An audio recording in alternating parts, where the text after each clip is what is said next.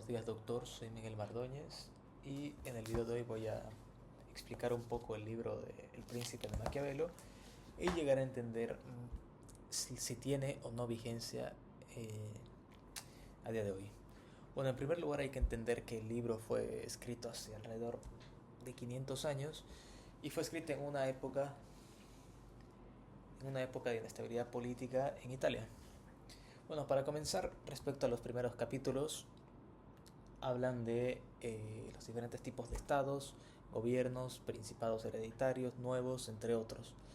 Estos temas no los voy a tocar en este video ya que siento que no llegarían a ser tan relevantes y tan relacionados con el tema. Bueno, en primer lugar, comenzando con el capítulo quinto, habla de cómo deben gobernarse las ciudades que antes eran libres. En este punto, él resalta de que para gobernar estos hay tres opciones. La primera es destruirlos totalmente. La segunda es ir a vivir a ellos, es decir, para evitar que se rebelen contra el príncipe, en este caso, él tiene que estar en la ciudad esta para evitar cualquier tipo de revolución. Y finalmente, el último punto es dejarles las leyes a estos pueblos mientras ellos paguen una contribución anual y este cree un tribunal, el cual tenga que estar lindado sí o sí al príncipe, siendo este tribunal dependiente de él. De cierta manera, así las ciudades tienen permitida cierta autonomía bajo la vigilancia de dicho. Posteriormente habla de principados adquiridos ya sea con habilidades de mérito, con habilidades y mérito, fortuna o apoyo ajeno y logrados mediante crimen. Respecto a esto, él resalta varios aspectos que hay que tomar en cuenta, y es que primero tiene que llegar a legitimar con el tiempo el poder. Asimismo, tiene que establecer un gobierno fuerte y eficiente, y finalmente construir una base sólida de poder propio. Asimismo, él resalta cómo se llega a medir la fortaleza de un principado y se entiende de que este debe ser autosuficiente. Sin embargo, esto yo lo veo bastante difícil. De igual manera, llega a resaltar la importancia del ejército y cómo cada ciudad debe tener un ejército fuerte. Consecuentemente, llega a hablar de las características y conductas que tiene que tener un príncipe, es decir, los principios, valores y cómo debe actuar. Respecto a él dice que un gobernante no tiene que ser moralmente bueno, llega a deslindar totalmente la moral de la política, sino parecerlo, es decir, aparentar cuando sea útil. Entonces este debe actuar de tal manera cuando le convenga.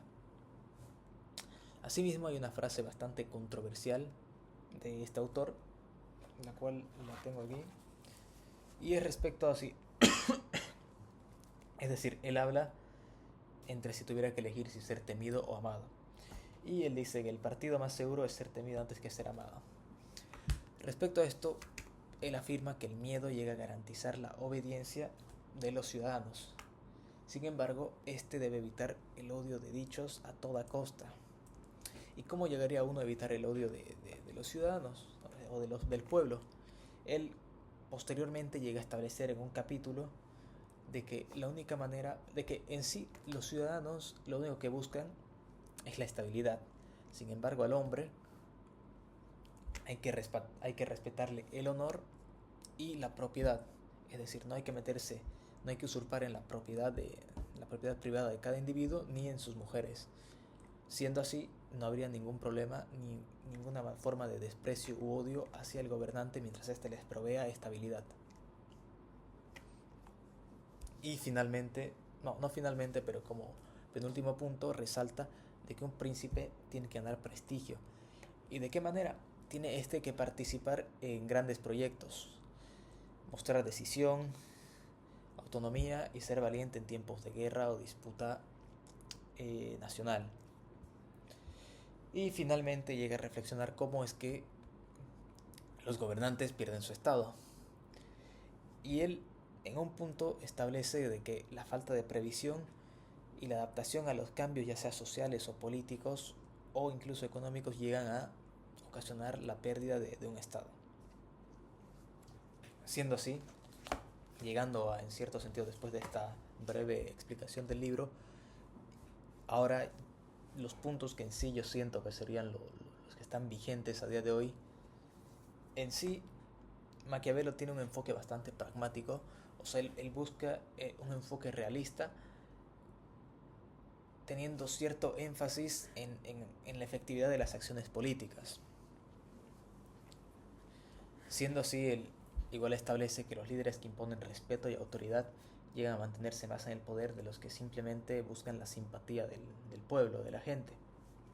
Asimismo, resalta la importancia que tiene la imagen pública, cómo es importante evitar el odio del pueblo y de los ciudadanos, la importancia de la fuerza militar y el poder, cómo es crucial que uno, para no perder el poder, tiene que adaptarse a ciertos cambios. Asimismo, él habla de rodearse de asesores competentes, no solamente de aduladores. Y finalmente, como punto más importante, yo considero es el uso del miedo para controlar a la población, siendo así una estrategia bastante común por estos gobiernos, que estos suelen en cierto sentido crear enemigos imaginarios o exagerar amenazas como una estrategia política para llegar a consolidar el poder y de cierta manera movilizar a sus seguidores, ya que este tipo de tácticas se ha visto usada a lo largo del tiempo. Por ejemplo, en la Alemania nazi, cuando Hitler estaba de canciller y buscaba consolidar su poder de cierta manera, cuando se ocasionó el incendio en el edificio parlamentario Reichstag, si no estoy mal, en este momento Hitler llegó a culpar a los comunistas de que estaban intentando dar un golpe de Estado. Siendo así, el presidente von Hindenburg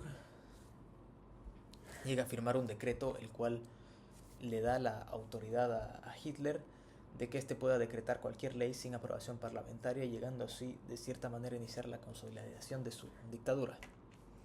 Es un claro ejemplo de cómo llegan a polarizar y crear ciertos enemigos imaginarios que en la Alemania nazi llegaron a ser ya sea los judíos y los comunistas, y cómo llegan en base a estos judicializar la ley. Otro gran ejemplo es en Estados Unidos durante la Guerra Fría, igual nuevamente con los comunistas, cómo llegaron a justificar sus intervenciones y medidas de control interno solamente para evitar el expansionismo comunista.